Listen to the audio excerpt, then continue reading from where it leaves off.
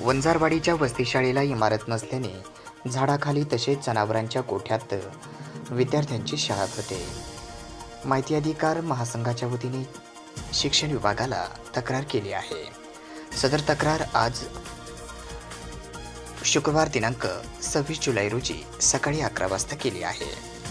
वडवणी तालुक्यातील बाहेगावान शाळेअंतर्गत येणाऱ्या वंजारवाडी वस्तीवरील विद्यार्थ्यांना गेल्या 10 वर्षापासून इमारतच नाही. वस्तीवरील ग्रामस्थांनी लोकवर्गणीतून शाळेसाठी पत्र्याच्या शेडची उभारणी केली होती.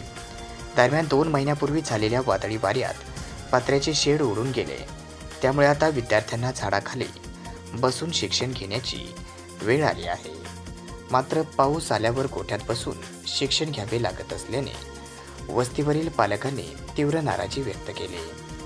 या शाळेसाठी निदान एक खोलीसाठी निधी देऊन तातडीने बांधकाम करून विद्यार्थ्यांना पायाभूत शिक्षणाचा प्रश्न सोडवावा, अशी मागणी सामाजिक कार्यकर्ते तसेच माहिती अधिकार कार्यकर्ता महासंघाच्या वतीने जिल्हाध्यक्ष गणेश ढवळे यांच्या नेतृत्वात मुख्य कार्यकारी अधिकारी जिल्हा परिषद बीड यांना निवेदन दिले आहे.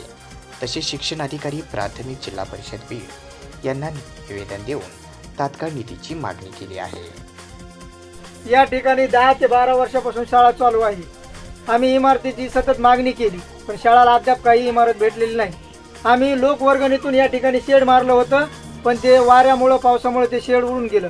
आता या ठिकाणची सध्या परिस्थिती अशी आहे की लेकरं या झाडाखाली बसून शिकत आहेत, पण पाऊस आल्यानंतर अक्षरशः लेकराली जनावरांच्या गोठ्यात आम्हाला जनावर बाहेर काढून त्या लेकराला शिकण्यासाठी तिथे जागा द्यावी लागते आणि जनावरांच्या गोठ्यात लेकरं आता सध्या शाळा शिकत आहे. या ठिकाणची इतकी बिकट परिस्थिती या वंजारवाडी वस्तीवर झालेली आहे. अशा प्रकारे विद्यार्थ्यांना जनावरांच्या गोठ्यात तसेच झाडाखाली शाळा भरावी लागत असल्याने या ठिकाणचे पालक देखील आक्रमक झाले होते.